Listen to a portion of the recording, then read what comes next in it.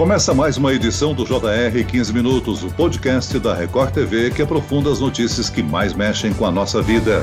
Um homem foi preso no Distrito Federal suspeito de espancar e trancar o filho de 6 anos numa jaula. E durante essa semana, a série do Jornal da Record vai tratar justamente desse assunto. Números do Ministério dos Direitos Humanos revelam que em plena pandemia, a cada 10 minutos, uma criança ou um adolescente sofre algum tipo de violência no país. A reportagem de hoje da série especial vai mostrar que os maus tratos podem começar no berço. Em São Sebastião, no litoral de São Paulo, um bebê de 1 ano e 3 meses era agredido pela mãe. A violência não ficou contida entre 4 paredes, passou a acontecer também na rua.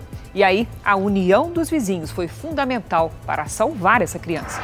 Bem-vindo, doutor. Olá, muito obrigado, Celso. Quem nos acompanha nessa entrevista é a repórter da Record TV que participa da série no Jornal da Record, Vanessa Libório. Olá, Vanessa. Oi, Celso. Oi, doutor Iberê. Um prazer novamente participar aqui do podcast do Jornal da Record. Com você, Celso, e hoje sobre um assunto difícil, duro, tocante de ouvir as vítimas. Bom, vamos começar perguntando ao doutor Iberê.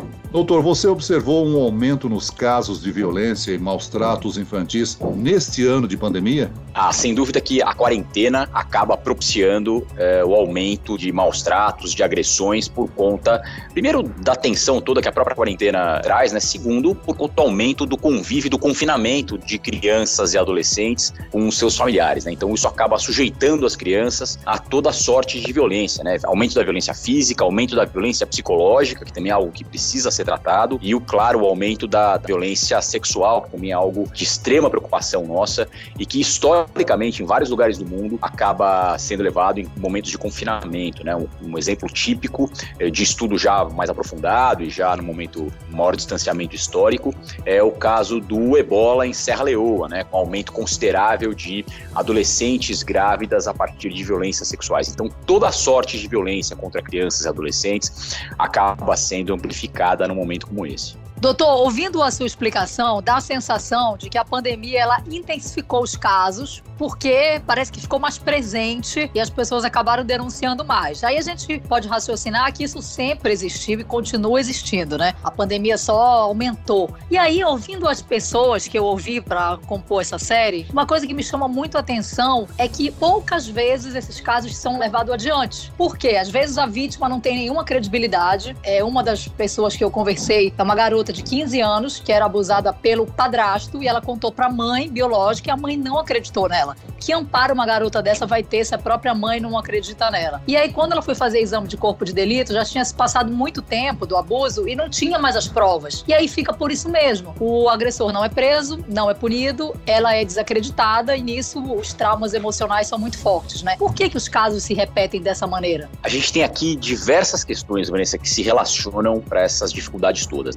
Primeiro de tudo, é bem importante deixar claro que a palavra da vítima, mesmo que seja a palavra da vítima por si só, muitas vezes pode ser suficiente sim para levar à condenação do abusador, Claro que vai depender um pouco das circunstâncias, vai depender do relato que seja contado, mas especialmente nos casos de abuso sexual, que normalmente ocorrem às escondidas, só com o abusador e a vítima, a única prova que se tem é a palavra da vítima. E o Poder Judiciário vem entendendo cada vez com mais frequência que apenas a palavra da vítima é, sim, suficiente para condenação. É claro que a gente tem que analisar outros elementos ali para ver se a história fecha, se faz sentido, se está bem contada, Mas é possível que o abusador seja condenado apenas com a palavra da vítima. Esse é um entendimento que evoluiu já de um tempo para cá. Outra coisa importante nesses casos é que a subnotificação é muito grande. Subnotificação são aqueles casos que acabam nunca chegando ao conhecimento da autoridade. Então são casos que acontecem e por uma série de fatores acabam não sendo levados ao conhecimento das autoridades. Então, ou como você mencionou,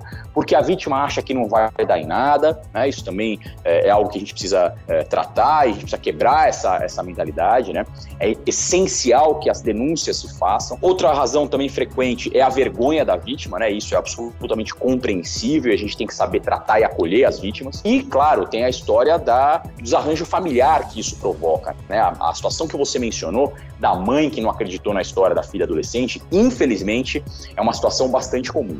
E aqui tem várias questões familiares que se sobrepõem. Não é raro que isso seja o padrasto o abusador, portanto, o marido da mãe o abusador, e quando a filha relata que foi abusada pelo padrasto, a mãe desenvolve uma reação de ciúme, né, porque afinal de contas é o marido dela abusando da filha, e entra eventualmente num processo de negação, claro, pela dificuldade toda que é ter aquilo no seu ambiente familiar. Eu já vi casos de mães que quando eram adolescentes foram vítimas de violência sexual dos padrastos que elas tinham na época e que agora mães não acreditam nas histórias das filhas, não acreditam nas histórias que elas próprias vivenciaram. Então a situação toda psicologicamente é realmente muito perversa e a gente tem primeiro que incentivar que as denúncias se façam e também saber acolher essas vítimas para que elas se sintam respaldadas e amparadas afetiva e psicologicamente quando levam a termo denúncia de um caso tão grave como esse. Vanessa, com certeza durante as gravações você ficou emocionada ao presenciar histórias que são chocantes, não é mesmo? Exato, Celso. É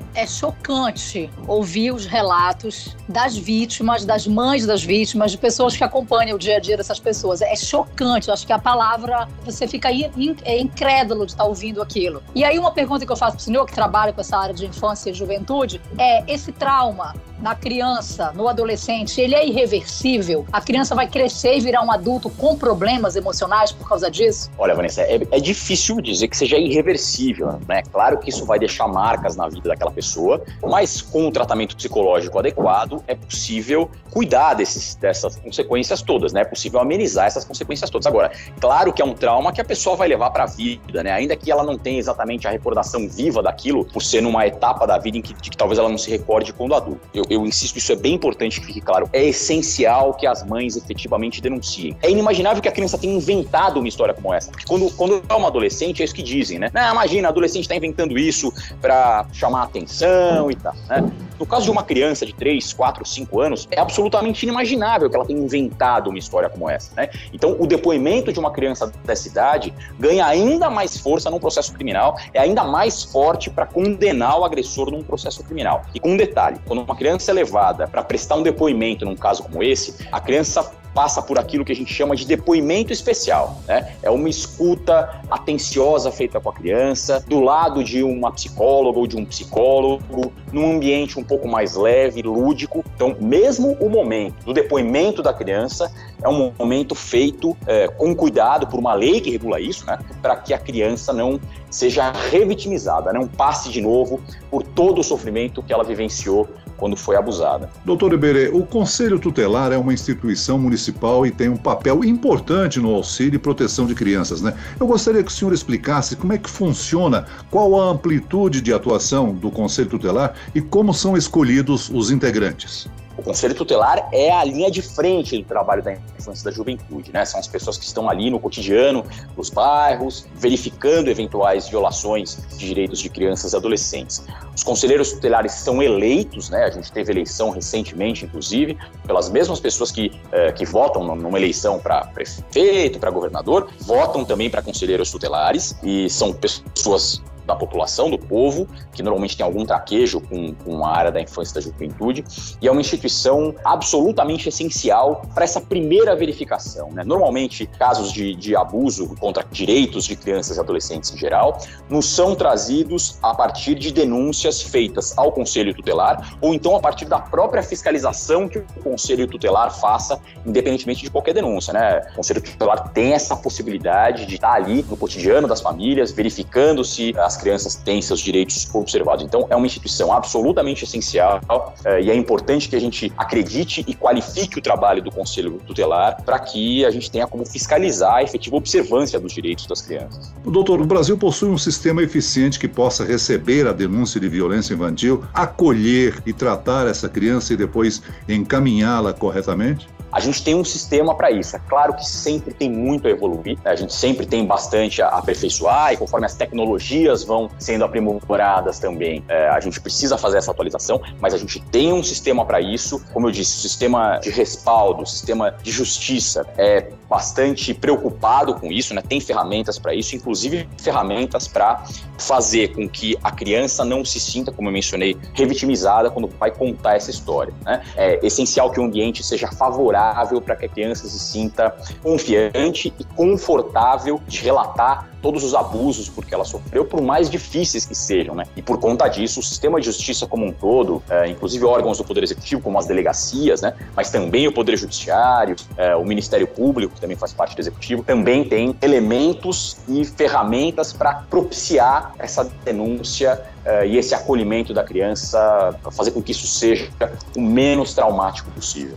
Agora, doutor Iberê, se a gente for ampliar essa conversa aqui para um campo mais psicológico, que eu acredito que no seu dia a dia o senhor acaba entrando também nessa seara, né, das vítimas e familiares, é uma coisa que eu me pergunto sempre que faço esse tipo de reportagem, ouço essas pessoas, por que existem tantos casos de abuso sexual e normalmente o agressor é alguém próximo, né, e 90% dos casos é alguém ou da família diretamente ou indiretamente, padrasto, pai, avô, tio, padrinho, vizinho, é alguém que está no convívio da pessoa. E aí a gente também, nessas reportagens, costuma falar sobre o pedófilo e o agressor. A pedofilia seria uma doença descrita nos catálogos médicos, mas a agressividade sexual, o abuso sexual não é uma doença, já entra no campo da perversidade, né? No campo psicológico, do que o senhor ouve e vê diariamente, o que o senhor poderia falar pra gente? Por que isso acontece tanto, mais do que as pessoas imaginam? Isso sem dúvida é uma verdade, acontece mais do que as pessoas imaginam, e o número de subnotificações, né, como eu falei, o número de casos que não chegam ao conhecimento das autoridades, infelizmente, é gigantesco. A estimativa realmente, como você mencionou, é da ordem de cerca de 90% de subnotificação, né? Ou seja, para cada caso que chega ao conhecimento das autoridades, outros 9 casos permanecem escondidos. Eu acho que talvez tenha aí uma questão sociológica, né, de essa ideia de que, primeiro, a criança é propriedade dos pais, né? A gente ainda tem muito isso em mente, né? Pai e mãe fazem o que bem entendem com a criança, isso passa muito longe de ser verdade, social e juridicamente falando. Pai e mãe não são donos da criança, não fazem o que bem entendem com a criança. Claro, podem direcionar a educação, podem, né, direcionar a criação, mas existem diversos limites para isso e, obviamente, que não é dado aos pais agredir física ou sexualmente ou psicologicamente as crianças. Quando eles fazem isso, eles podem, inclusive, perder o poder familiar sobre a criança, né? Podem deixar de ser pais e mães e a criança pode ser direcionada para adoção, eventualmente. E no caso das meninas abusadas, acho que tem a questão da influência de ser uma sociedade absolutamente pautada pelo patriarcado, pelo machismo, né? Tomam as mulheres como se fossem suas propriedades, né? Acho que tudo isso vai se somando para que a gente tenha esse número tão elevado de casos de abusos físicos e sexuais contra crianças. Doutor Iberê, se um vizinho, um amigo detectar ou desconfiar que algo esteja acontecendo com uma criança, qual o canal de denúncia? Bom, existem diversos canais de denúncia. Primeiro, o mais importante é que a denúncia se faça. É essencial que os vizinhos denunciem quando tiverem alguma suspeita de violação de direitos de crianças e adolescentes. Eles podem fazer isso ou diretamente no conselho tutelar, né, levando ao conhecimento de algum conselheiro tutelar da região, podem ir até a delegacia, podem ir até a vara da infância e da juventude, podem conversar com a promotora ou com o promotor da infância e da juventude. Ou seja, existem diversas portas para que essa denúncia se faça, para que a gente tenha como começar a apuração, a investigação a respeito daquele caso. O mais importante, repito, é que as pessoas que tenham conhecimento, que tenham suspeita de que esteja havendo alguma violação a direito de criança e adolescente, façam efetivamente essa denúncia. Não tenham receio de fazer a denúncia. Façam a denúncia. A gente precisa perder esse conceito, essa ideia de que em briga de família eu não meto a colher, isso é um problema de dentro da casa deles. Isso não é verdade. As pessoas não podem fazer o que bem entendem nem nos seus recessos dentro da sua casa, né? Então, é essencial que as pessoas percam essa ideia de que não vou me meter na vida do meu vizinho, ele é pai ou ela é mãe, cria um filho como bem entendem. Isso não é verdade. Existem limites e é essencial que se façam essas denúncias. O canal 100 é uma oportunidade de denúncia? O Disque 100 é uma oportunidade de denúncia, inclusive de se realizar denúncias anônimas, né, a respeito de suspeitas de violação. É mais uma porta, realmente. Me diga só se existe casos assim, se tiver o que eu desconheço. Eu nunca vi um caso de um abusador que foi preso, ficou na prisão 10 anos, por exemplo, cumprindo pena, porque abusou da enteada, da filha, da sobrinha. Nunca vi um caso assim. Será que uma punição mais rigorosa reduziria os casos? Olha, a punição existe. O tempo da pena varia de acordo com a condição da agressão, né? Mas casos como esses são sentenciados aos montes diariamente nas varas criminais, tá? Então, é muito comum que abusadores sejam efetivamente punidos e cumpram pena na cadeia por conta de abusos sexuais que cometam, inclusive, contra filhas ou contra enteadas, né, ou enteados. O tempo da pena, como eu disse, depende da circunstância, depende de como aquilo aconteceu, de quantas vezes aquilo aconteceu. Aumentar a pena, historicamente, não se revela um método tão eficaz assim para evitar que crimes sejam cometidos. Isso vale para todos os crimes, né? Não só para crimes sexuais. O mais importante é que se tenha certeza de que a pessoa que praticar o crime vai ser punida.